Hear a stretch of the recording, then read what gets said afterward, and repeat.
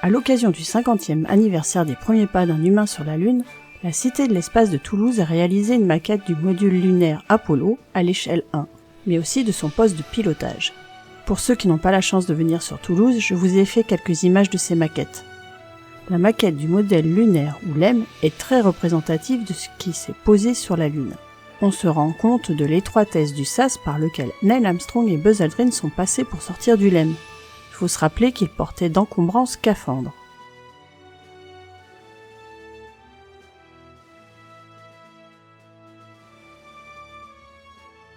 La plateforme et l'échelle semblent peu solides. Plusieurs éléments sont visibles, comme les déflecteurs des gaz sortant des tuyères du système de propulsion.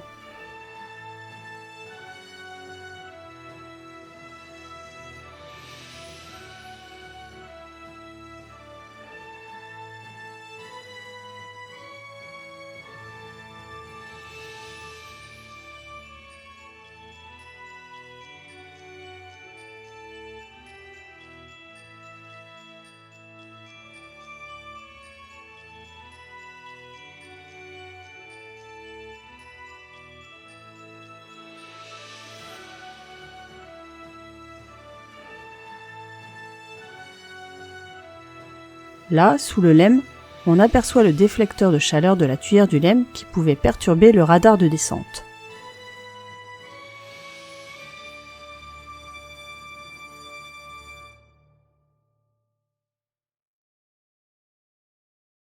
Pour continuer, Serge Gracieux, le muséographe de la Cité de l'Espace, va nous expliquer le poste de pilotage du module lunaire à travers sa reproduction de l'exposition sur la Lune de la Cité. Alors Serge, présente-nous l'intérieur du poste de pilotage du module lunaire Apollo, avec cette réplique à la Cité de l'Espace. Alors quitte à jouer à la marchande, autant jouer pour de vrai. Je suis à la place d'Armstrong. Armstrong pilote depuis le poste de gauche. Il a ce joystick et il a ce système qui lui permet de se déplacer gauche-droite, avant-arrière. Avec ça, il peut basculer le LEM.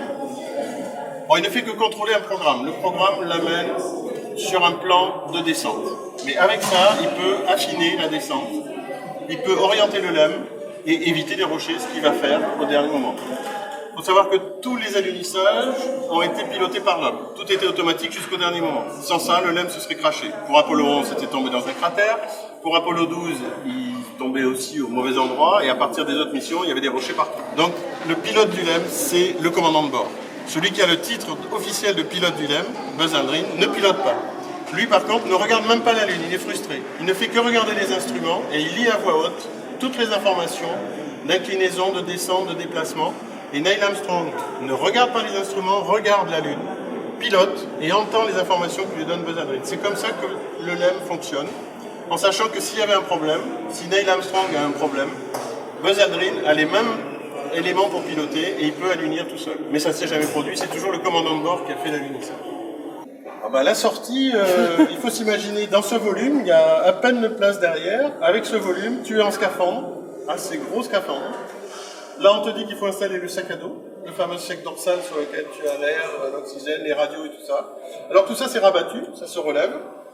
Mais à l'intérieur, avec un scaphandre plus un sac à dos, et chacun aide l'autre à s'habiller. Donc dans ce volume-là, effectivement, c'est pas simple. Et il y a eu quelques boutons de cassés, notamment celui qui permet de repressuriser le moteur pour repartir.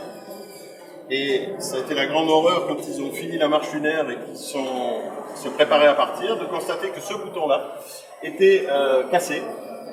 Et donc il a demandé à la Terre quelle était la position du bouton, on lui a dit qu'il était sur off, et il a réussi à enclencher le bouton en mettant son stylo. Donc voilà, la sortie se fait là-dessous, c'est par ce petit Porsche. L'intérêt, c'est de voir qu'il a une forme carrée, alors que depuis l'origine du projet, c'était une forme ronde. Mais avec le sac à dos et à 4 pattes, voilà par où on passe. Donc imaginez-vous, vous êtes sur la Lune, vous êtes à 6 mètres de haut, il vous faut reculer en marche arrière sur un Porsche. Il n'y a pas de truc de protection, il y a juste 2 poignées et vous allez descendre sur la Lune. Donc c'était quand même des explorateurs, c'était pas des gars qui étaient en vacances. Voilà. Donc quoi dire de plus, c'est exigu, c'est beau. Forcément c'est pas un vrai. Tous les vrais ont été détruits. Les bases lunaires, la base du LEM est en bas, sur la Lune, est restée sur la Lune. Et tous les étages de remontée, à part un, a fini sur la Lune, craché sur la Lune. Donc cet objet n'existe pas, virtuel. On en a fait des maquettes.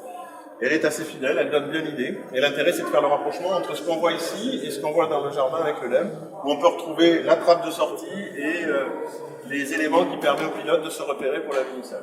Voilà, poste de pilotage du LEM, 1969, 50 ans. Il y a 50 ans, on a fait ça. Merci Serge.